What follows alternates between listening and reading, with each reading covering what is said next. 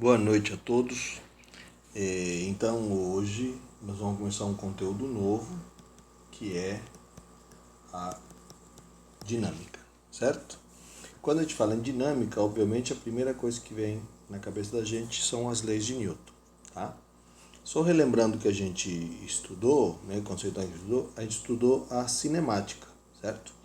A cinemática é a parte da mecânica que estuda o movimento, lembra? Só que ao estudar o movimento ele não se preocupa com as causas dos movimentos, certo? E aí entra a dinâmica agora. O que a dinâmica faz na realidade? Né? Aí esse parágrafo passa a ser importante. A dinâmica é a parte que vai estudar as causas dos movimentos. Então é a parte da mecânica que estuda as causas dos movimentos. Ou seja, se até agora nós estávamos estudando como o objeto se movia, como, com que velocidade, com que aceleração, qual o deslocamento, quanto tempo demorava, essas eram nossas preocupações, né? Nossas preocupações eram com o movimento. Agora, nossa preocupação, além desse movimento, vai ser quais são as causas, o que provocou esse movimento, certo? Ele estava se movendo, ele estava em repouso e começou a se mover.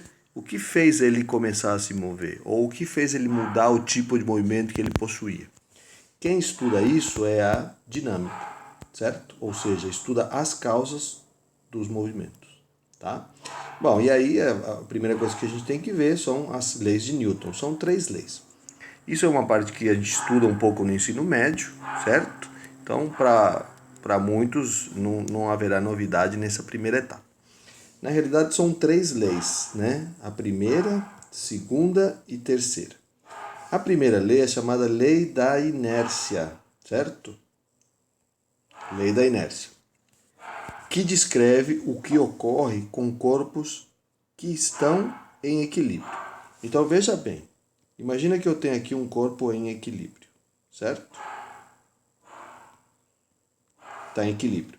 Se eu quero que ele saia do equilíbrio, então eu tenho que aplicar uma força sobre ele, certo? Para tirar ele do equilíbrio, tá? Aplico aqui uma força F1. É claro que se ao mesmo instante houver uma força F2 que é igual a F1, quer dizer, não vou tirar ele do equilíbrio. Por quê? Porque a soma das forças aqui, desses vetores força, está dando zero. Então, isso indica o equilíbrio. A soma das forças ser zero. Então, muito cuidado aí, tá?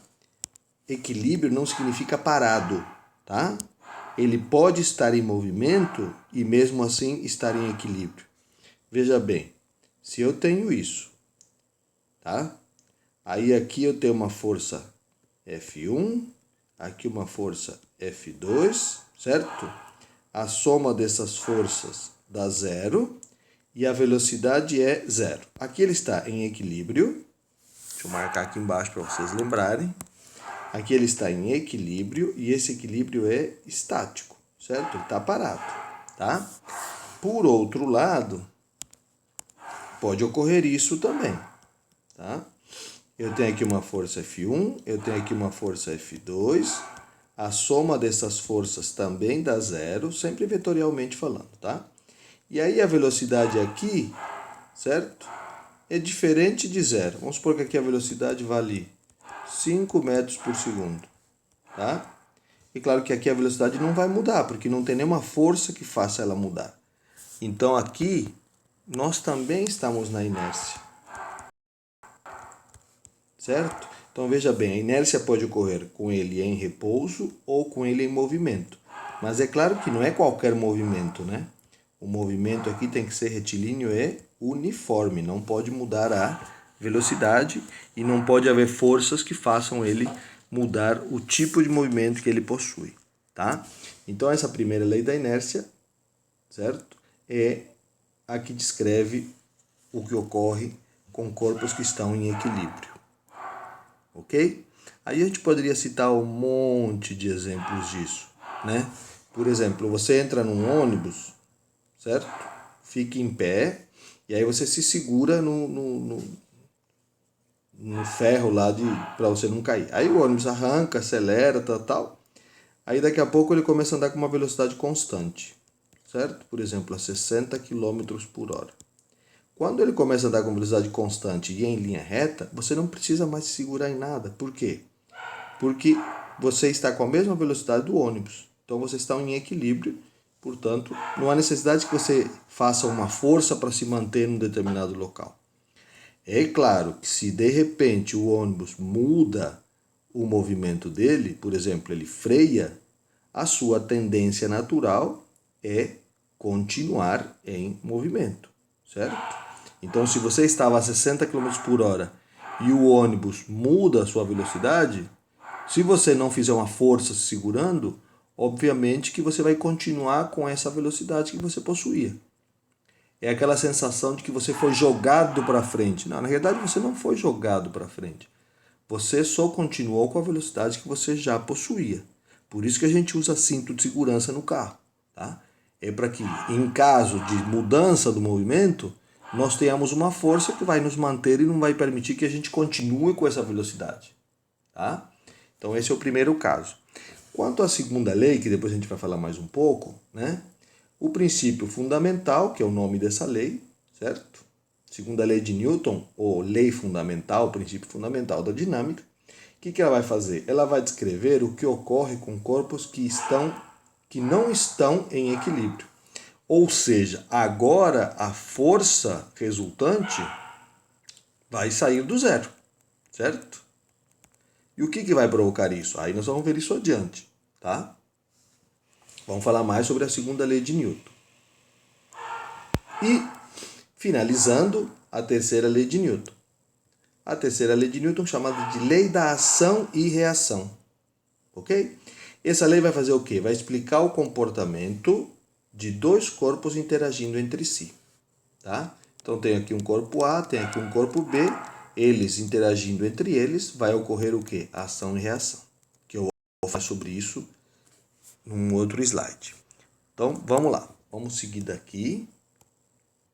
Tomando isso como explicado. É claro que vocês têm a possibilidade de assistir cada parte mais vezes, dar pausa. Essa é a única vantagem do vídeo em relação ao vivo, que ao vivo você tem que parar, perguntar. Aqui não, aqui você não precisa parar e perguntar. Você para e volta e vê de novo.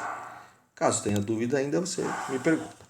Legal. Aí nós temos que lembrar de vetores, né? Então, quer dizer, se a força é um vetor, nós podemos ter um vetor resultante. Por quê? Porque às vezes num corpo age mais do que uma força. Olha o desenho aqui embaixo. Aqui você tem duas forças agindo num corpo, tá vendo? Nós temos a força F1 e a força F2, tá? Qual é a força resultante? A força resultante sempre é a soma das forças. Mas cuidado, quando a gente fala soma das forças, não é somar 4 mais 5, é somar os vetores. Então eu tenho que olhar o quê? Não só a intensidade, mas também a direção e o sentido, certo? Então, lembrem sempre disso. A força resultante, o vetor força resultante, nada mais é do que a soma de todas as forças. Mas essa soma é vetorial. Então, se a soma é vetorial, eu tenho que somar não os números, mas os vetores. Então, importa a direção e o sentido de cada um.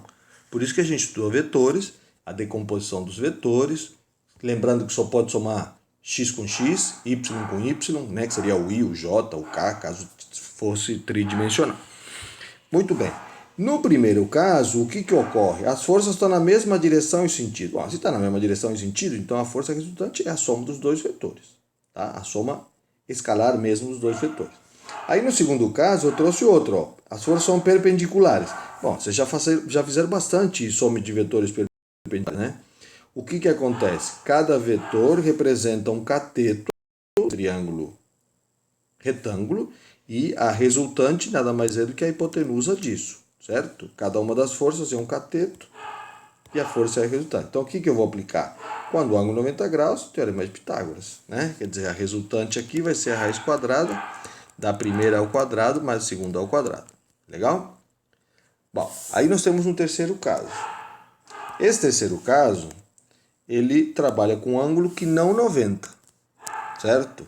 Porque o Teorema de Pitágoras eu só posso usar se o ângulo for 90 graus. Se o ângulo não é 90 graus, então aí é outra equação que eu vou usar. Ou a decomposição. Então veja lá. Aí no terceiro caso é quando uma aponta para cada lado, sentidos opostos. Bom, nesse caso, se uma vai para a direita e outra vai para a esquerda, a resultante é, tá vendo aqui, ó, uma vai para a esquerda, outra vai para a direita. A resultante é a subtração dos dois, certo? E obviamente vai ficar o sentido e a direção para o lado maior, tá? Então se uma vale 10 e outra vale 5, vou fazer 10 menos 5, certo? Na mesma direção e sentido soma, na mesma direção e sentido contrário subtrai. Perpendiculares, teorema de Pitágoras. E o caso geral, que vale para todas, né, é você fazer a decomposição ou usar a lei dos cossenos. Está aqui a lei dos cossenos, mas vocês nem usaram muito isso, porque vocês preferiam fazer o quê? Vocês preferiam pegar o vetor aqui e decompor ele em x e y, lembra? Aí você somava os vetores na parte i, na parte j e obtinha o vetor resultante. Então isso aí pode continuar utilizando. Então quer dizer, nós estamos usando dinâmica, nós estamos usando forças, mas a força é um vetor. Então tudo que eu aprendi sobre vetores serve. Vou aplicar aqui nesses casos, correto? Muito bem. Aí vamos falar um pouco da segunda lei de Newton, certo? E depois da terceira lei de Newton.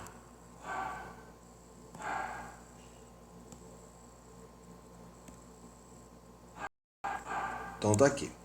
A segunda lei de Newton, certo? Quando há uma força resultante, certo? Vamos trabalhar com a segunda lei de Newton, que diz que nessas situações o corpo irá sofrer uma aceleração, certo? Essa força resultante de aceleração são duas grandezas físicas intimamente ligadas e diretamente proporcionais. O que significa diretamente proporcionais? Que se uma aumenta, vai fazer a resultante aumentar. Por isso que aqui a força resultante é o produto da massa pela aceleração, certo? A massa é uma grandeza escalar, não é um vetor. A aceleração é uma grandeza vetorial.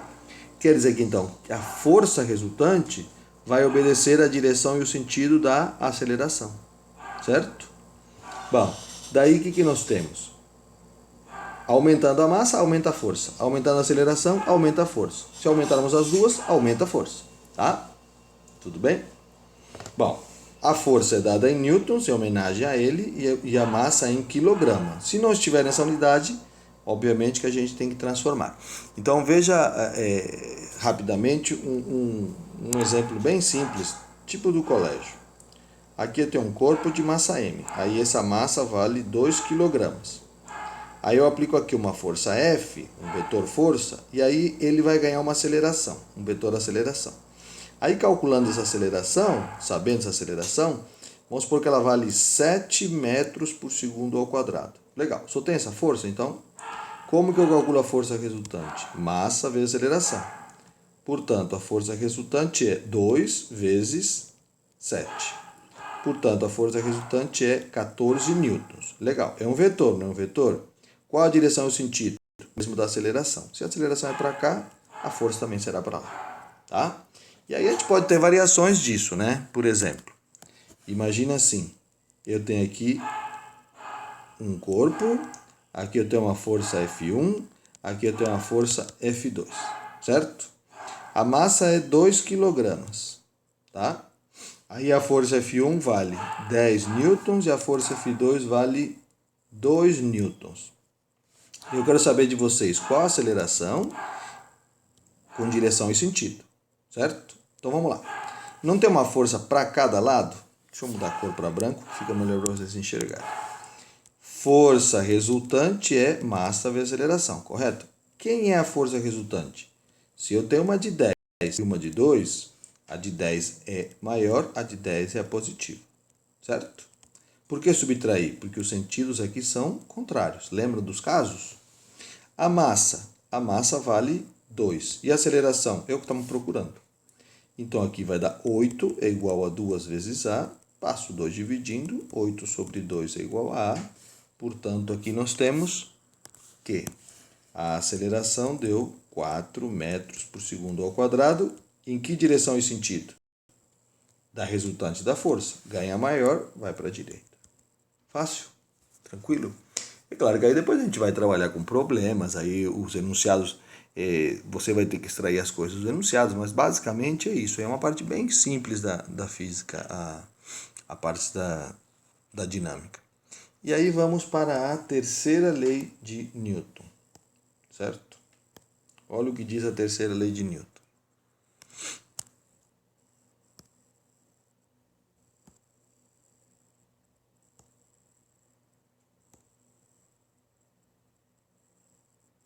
Tá aí. A terceira lei de Newton diz assim, é conhecida como ação e reação, né? Diz que se um corpo faz uma força em outro, imediatamente recebe desse outro uma força igual intensidade, igual direção e sentido oposto, certo? Então imagine o seguinte, eu tenho aqui dois corpos, A e B, certo? Aí por algum motivo, porque ele recebeu uma força externa, não importa, por algum motivo, o A empurra o B para lá, com uma força que A faz em B. Imediatamente o B vai devolver isso, vai ser a força que B faz em A. O que acontece?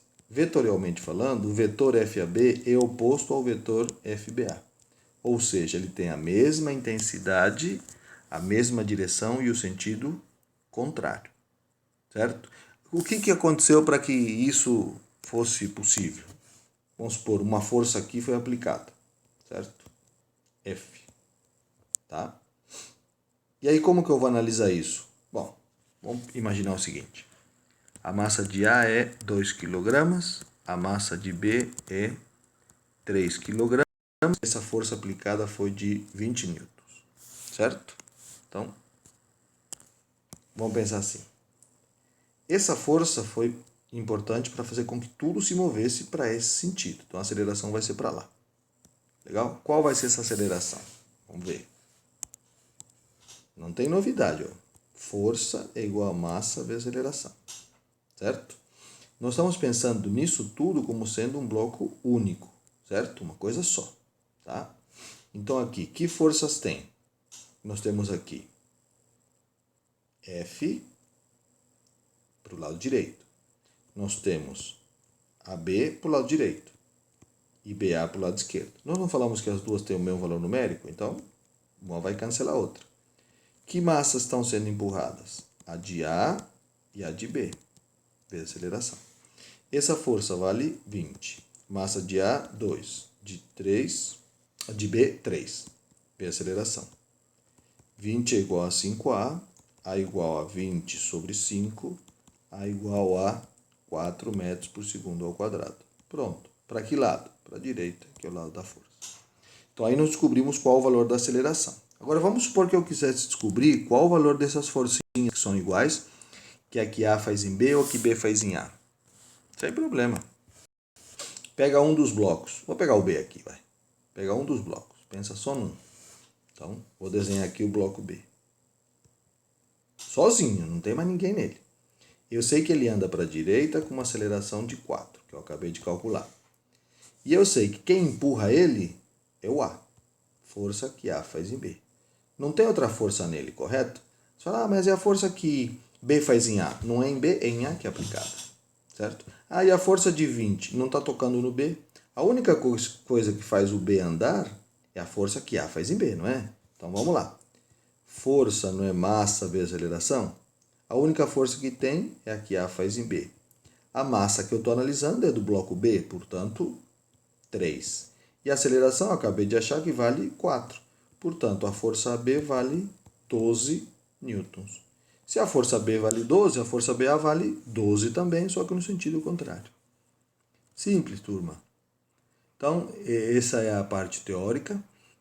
Não gastei muito tempo para explicar. Claro que vocês vão assistir mais de uma vez, possivelmente. E aí, eu vou colocar alguns exemplos para vocês resolverem como estudo, não é atividade, não é para entregar isso aqui. Essa inicial é para estudo. Lembrando que sexta-feira vocês têm que entregar o relatório de laboratório, que ainda é da primeira parte, né, da parte de cinemática, referente à queda livre. Então, nós vamos estudar essa semana A semana que vem dinâmica, depois vamos fazer um experimento sobre dinâmica também, tá? Então essa é a primeira parte, uma introdução inicial para vocês terem uma noção, beleza? E eu vou colocar isso no site e vou colocar alguns exercícios para estudo, não é para entrega. Então se alguém perguntar à noite, é para entregar? A resposta está no final do vídeo e você está mostrando para mim que você não assistiu o vídeo. Aí eu vou ser obrigado a tirar aquele sarrinho básico que você já conhece.